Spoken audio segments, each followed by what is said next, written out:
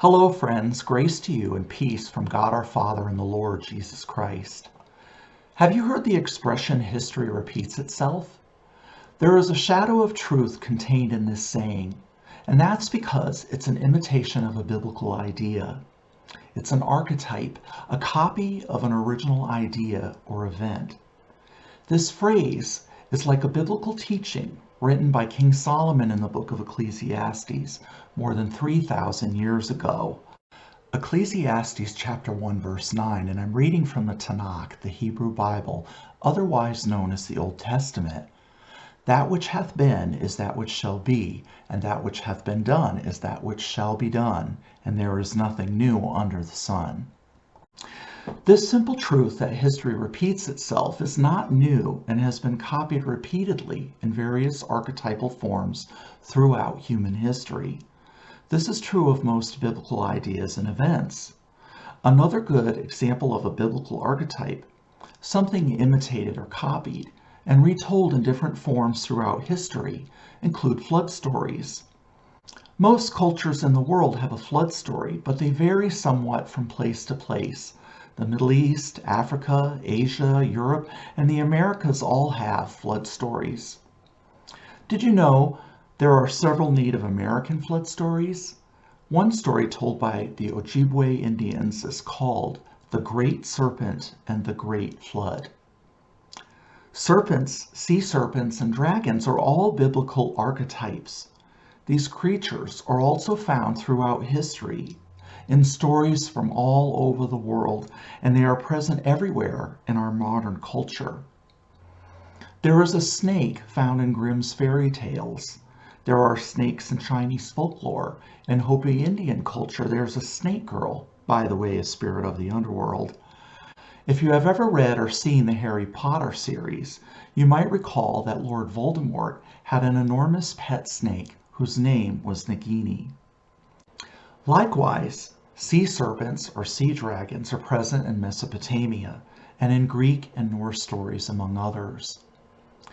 Jules Verne wrote a novel called The Sea Serpent. The Loch Ness Monster of Scottish folklore also comes to mind. Dragon stories are also found all over the world. For example, in Europe and China, and in South America among the Aztecs. Dragons are part of our popular culture on TV and in movies as well. For example, there's Smaug the Dragon in The Hobbit, a story by J.R.R. Tolkien, written in 1937.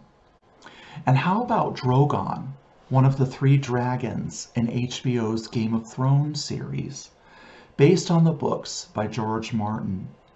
And there are, of course, many others.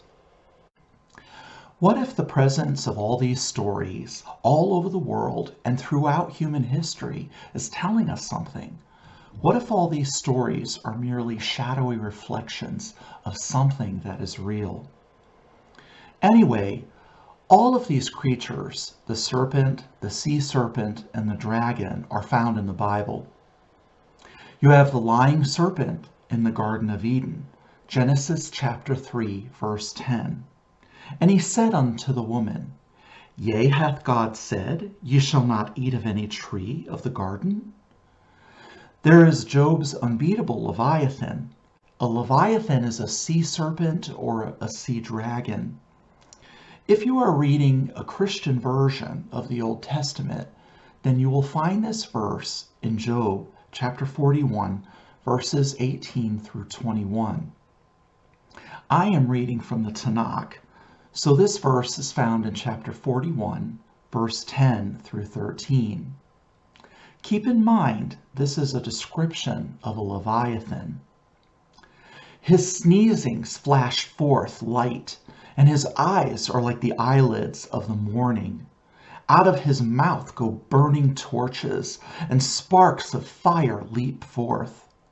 Out of his nostrils goeth smoke, as out of a seething pot and burning rushes. His breath kindleth coals, and a flame goeth out of his mouth. And here is a prophecy about the Leviathan from Psalms chapter 74, verse 12 through 14. Yet God is my King of old, working salvation in the midst of the earth. Thou didst break the sea in pieces by thy strength. Thou didst shatter the heads of the sea monsters in the waters. Thou didst crush the heads of Leviathan. Thou gavest him to be food to the folk inhabiting the wilderness. In this psalm, we are informed that the Leviathan, or sea dragon, has more than one head. Thou didst crush the heads of Leviathan. Thou gavest him to be food to the folk inhabiting the wilderness. But we are not told how many heads it has. Not yet. This is a clue about what will happen in the final days at the end of the age. Here is another prophetic verse about the Leviathan. This is Isaiah chapter 51, verse 9. Awake, awake, put on strength, O arm of the Lord. Awake as in the days of old, the generations of ancient times. Art thou not it that hewed Rahab in pieces, that pierced the dragon? The name Rahab is a reference to an ancient sea serpent worshipped in the Akkadian Empire, in other words, ancient Assyria and Babylonia. Another prophetic verse found in Isaiah chapter 27, verse 1 begins, "In that day," meaning a day in the future. In that day, the Lord with his sword and great and strong sword will punish Leviathan, the slant serpent, and Leviathan, the torturous serpent, and he will slay the dragon that is in the sea. So, is this a literal serpent, a sea serpent, or a dragon? Or are these merely symbols for something else? Now, there are many disagreements in the church and between different denominations about whether the Bible should be read literally or allegorically. When I read the writings of other Christians, I find this difference to be quite clear.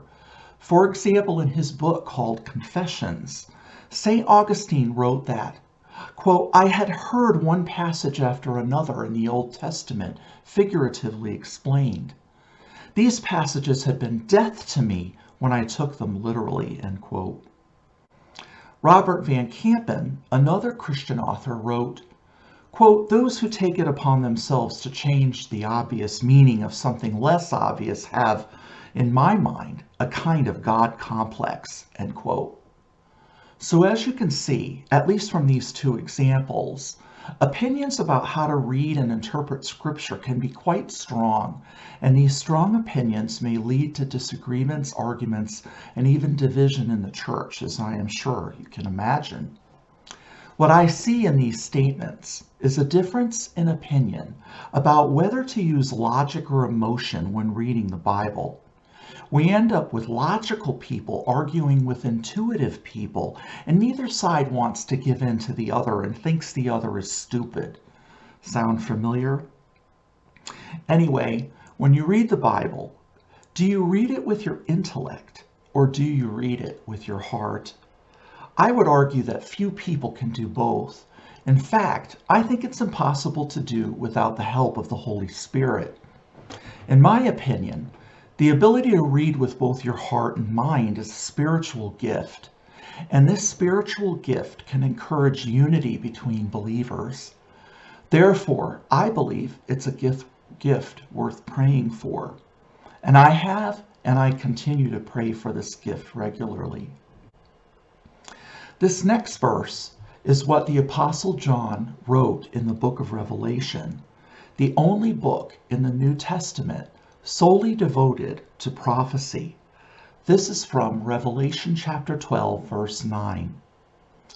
"The great dragon was thrown down, that ancient serpent, who is called the devil and Satan, the deceiver of the whole world. He was thrown down to earth, and his angels were thrown down with him."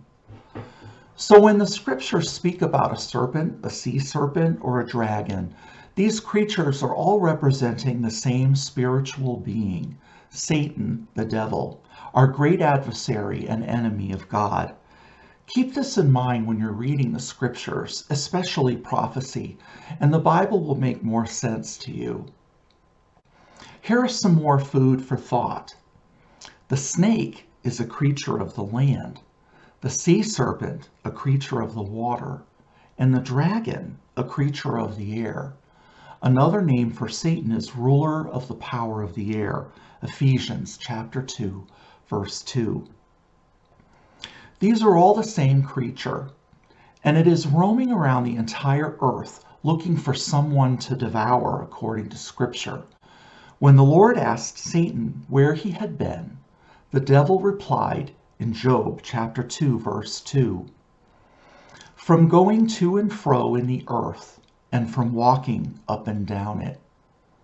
And 1 Peter chapter 5, verses 8 and 9 not only confirms this, but provides some practical advice for us today.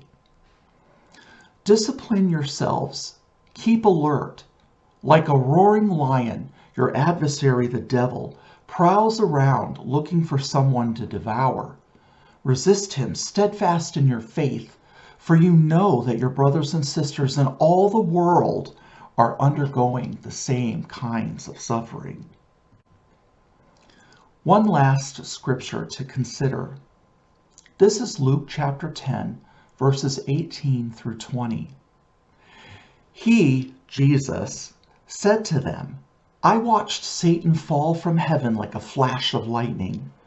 See, I have given you authority to tread on snakes and scorpions, and over all the power of the enemy, and nothing will hurt you. Nonetheless, do not rejoice at this, that the spirits submit to you, but rejoice that your names are written in heaven." In this verse, Jesus was explaining that we have power over the enemy, snakes and scorpions. These are fallen angels who fell with Satan and follow him. If Satan is a serpent, then his minions are snakes. And if Satan is a dragon, then his minions are scorpions. We are not to rejoice that these demons who follow the devil must submit to us. Rather, we are to rejoice that our names are written in the Lamb's Book of Life. Revelation chapter 21, verse 27. Well, I hope this video has increased your understanding of symbols in the scriptures. If it did, then please like and share it, and consider purchasing a copy of my book, The Prophecy Key, Enduring Tribulation and the Truth No One Will Tell You.